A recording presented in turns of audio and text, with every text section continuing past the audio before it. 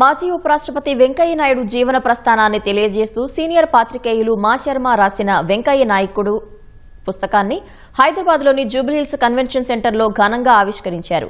వెంకయ్య నాయుడు జన్మదినాన్ని పురస్కరించుకుని పుస్తకావిష్కరణ కార్యక్రమానికి జీఎంఆర్ గ్రూప్ చైర్మన్ గ్రంథి మల్లికార్జునరావు అధ్యక్షత వహించారు. బీజేపీలో కింది స్థాయి నుంచి కష్టపడటం వల్లే ఉన్నత స్థానానికి చేరుకున్నానని వెంకయ్య నాయుడు తెలిపారు. సమయపాలనలో వెంకయ్య నాయుడును అందుకోలేమని కేంద్ర మంత్రి కిషన్ రెడ్డి వివరించగా ఆయనతో స్నేహాన్ని జీఎంఆర్ గుర్తు చేసుకున్నారు. బీజేపీకి వెంకయ్య నాయుడు చేసిన సేవలను మంత్రి సత్యకుమార్ కొనియాడారు. చాలా వరకు సత్యానికి దగ్గరగా వాస్తవాన్ని విస్మరించకుండా అక్కడెక్కడికో అతిశయోక్తులు ఉపయోగించారేమో గానీ అసత్యాలను ఎక్కడ పేర్కొన్నట్టుగా నాకు అనిపించలేదు. ఒక మంచి పుస్తకం రాసిన మా శర్మను నేను మన అందరి తరఫున హృదయపూర్వకంగా వ్యక్తిగతంగా అభినందిస్తున్నాను. నేను చిన్నప్పుడు గోడల మీద రాశాను. ఒంటెద్దు బండి ఉండేది ఆ రోజుల్లో.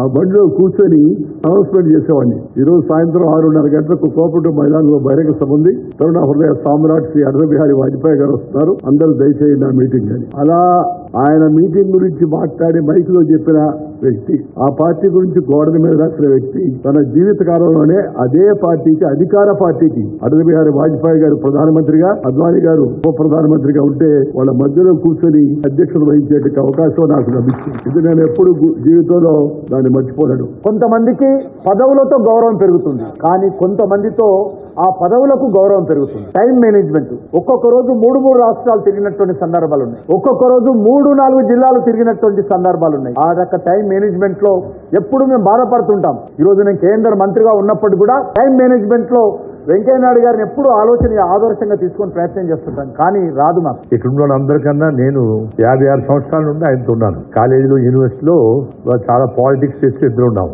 నా తర్వాత హరిబాబు మరో 2 సంవత్సరాలు మాకు జూనియర్, మేమంతా కలిసి ఉన్నాం. మేబీ పెళ్లి అయిపోయిన వెంటనే యూనివర్సిటీకి వచ్చారు. ఈ రోజుల్లో కేవలం 5 ఏళ్ళు స్నేహం నిలబెట్టుకోవడమే చాలా కష్టం. ఎందుకంటే ఇప్పుడు ఈ రోజున స్వార్థం, బిజీ జీవితాల వల్ల బంధాలు త్వరగా బలహీనపడుతున్నాయి.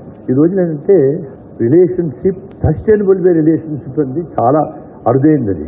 ఈ స్నేహాన్ని కొనసాగించాలని నిజంగా దానికి కారణం వెంకయ్య గారిలోని నిష్కలమైన హృదయము, ఆయన భగవంతుని ఆశీస్సులాంటిది. అటల్ బిహారీ వాజ్పేయి గారితో కానీ, లేదా ఉప ప్రధాని అద్వానీ గారితో కానీ, లేక అనేక రాష్ట్రాల్లో ఇవాళ మనం చెప్పుకుంటున్న వాళ్ళు ముఖ్యమంత్రులుగా కావడంలో కానీ వారు పాత్ర ఏంటనేది నాకు తెలుసు. ఆ పుస్తకంలో అవన్నీ రాయలేరు. నేను బహుశా నాకు అవకాశం ఇచ్చింటే ఆ బుక్ అలాగే ఉండేదేమో. బహుశా భాషా ప్రావీణ్యం అంత లేదు కాబట్టి ఆ రకంగా వచ్చేది, కానీ అన్ని విషయాలు వచ్చేది. నేను ఎప్పుడన్నా భవిష్యత్తులో ఆత్మకథ రాసేంత గొప్పవాడిని కాలేను, ఆ విషయం నాకు తెలుసు. కానీ జీవితంలో నేను చూసిన అనేక అనుభవాలు, చూసిన నాయకుల గురించి ప్రస్తావించాల్సి వచ్చినప్పుడు ఒక పుస్తకం రాయాల్సి వస్తే మాత్రం ఖచ్చితంగా దాంట్లో 50% పైగా కేవలం వెంకయ్య నాయుడు గారి గురించే వస్తుంది.